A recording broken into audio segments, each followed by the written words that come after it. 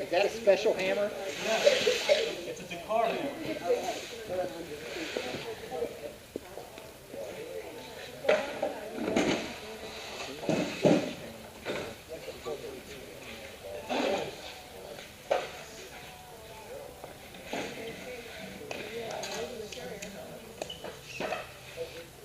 You can see the damage to the water tank down here.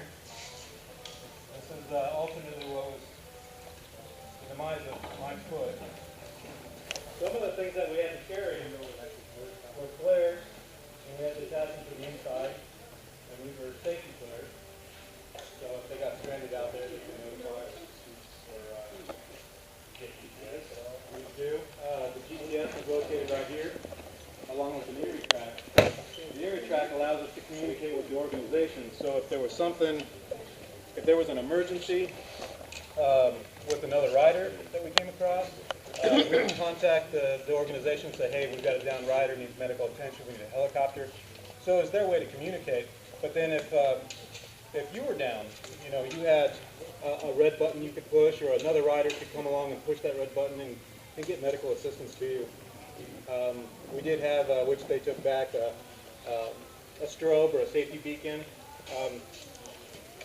That is mandatory to carry. There are, this is what's called the Sentinel, and the Sentinel sent right here. The Sentinel would alert you of a faster vehicle coming up behind you. And at that point in time, you were to pull over and allow the faster vehicle by you. And hopefully it wasn't a big truck that was passing you, as I think you had the experience of A couple of times. running into. Fortunately, they pulled over enough because they pretty much didn't stop for anything. The GPS you asked about, I mean, the unit that goes in here, yes, is a GPS, but the race organization provides that. Okay. But it has no GPS functions. I'll try to explain that. When you're within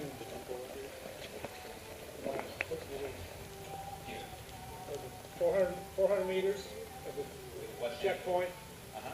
So when you're within basically a little under a quarter mile of a checkpoint, then it will come on and give you an arrow to say it's that way.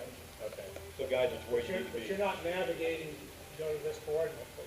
Okay. The actual GPS functions of that instrument are not working. Okay.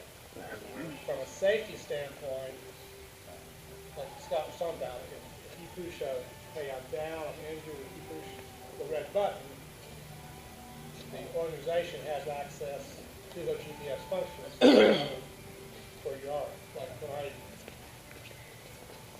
I stopped riding and called in, that was one of the things they confirmed. It's like, okay, we've got your GPS coordinates, but I had no idea what they were. So how many miles was the entire race around? 5,500. 5,500. Actually close to, Yeah, I think it was closer. 9,000, almost close to 6,000. The navigation that Mike had to do was all based off of the road book right here. And the road book gives you kilometers, it gives you the directions that you can have. You guys can all come around and look. It gives you the where you have to make your turns, what points you're going to come up against, or landmarks you're going to come up against. It gives you all those little symbols mean something. It'll tell you there's fesh danger, and fesh is basically like a talcum powder, and there'll be ruts, several feet deep, but it'll be covered with this fesh, this talcum powder, and so basically it looks like just the ground. It looks like something you can ride on.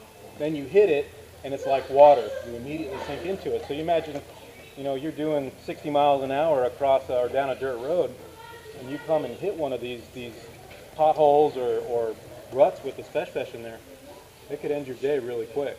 So it was weird too. The fesh, we call it silt out here, or you know, like a talcum powder type consistency. You'd tap it and it would ripple like water. It was really incredible. We actually got one of our trucks stuck in it. It's a 530. Next year, the experts go to 450s. The experts were actually on 450s. The elite riders were on 450s this year.